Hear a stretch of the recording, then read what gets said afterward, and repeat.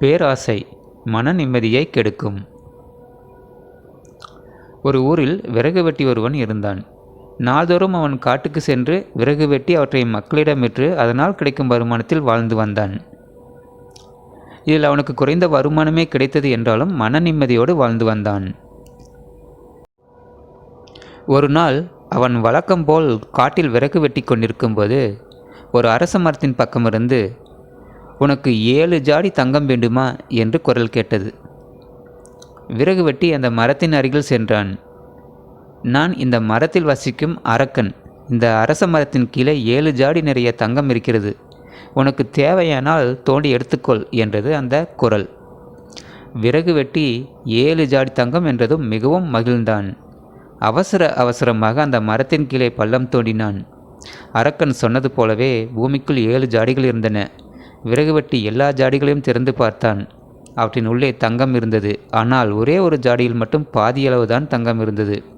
பாதிதானே குறைகிறது, இதை எப்படியும் நாம் நிரப்பிவிடலாம் என்று எண்ணி 7 ஜாடிகளையும் தனது வீட்டுக்கு கொண்டு வந்தான் விறகு வெட்டி. வீட்டுக்கு வந்ததும் ஏற்கனவே தன்னிடம் இருந்த தங்க நகைகளை பாதியளவு இருந்த ஜாடியில் போட்டான்.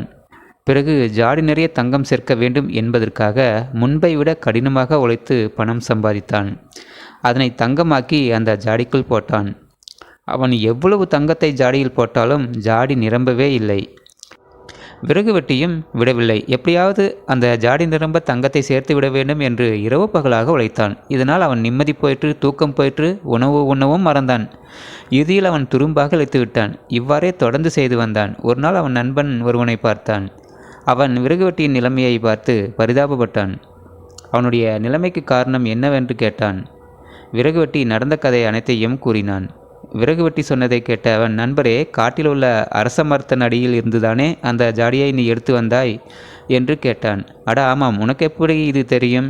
என்று நண்பனை பார்த்து கேட்டான் விறகு வெட்டி.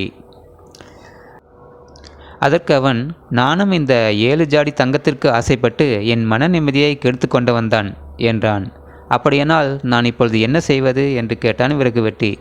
"இந்த ஜாடிகளை எடுத்து சென்று முன்பிருந்த இடத்திலேயே புதைத்துவிட்டு பேராசையை தூண்டிவிட்டு மன நிம்மதியை கெடுக்கும் உன் 7 ஜாடி தங்கத்தை நீயே வைத்துக்கொள் என்று அரக்கனிடம் கூறிவிட்டு வந்துவிடு" என்றான் விறகு வெட்டியின் நண்பன். விறகு வெட்டியும் மறுநாள் தன் நண்பன் கூறியபடியே 7 ஜாடிகளையும் எடுத்து சென்று அரச மரத்தடியில் புதைத்துவிட்டு நண்பன் தன்னிடம் கூறியபடியே அரக்கனிடம் கூறிவிட்டு தன் வீட்டிற்கு வந்தான். அதற்கு பிறகு விறகு வெட்டியின் பேராசை முழுவதும் தணிந்திருந்தது. அவன் மன நிம்மதியுடன் வாழ்ந்தான்.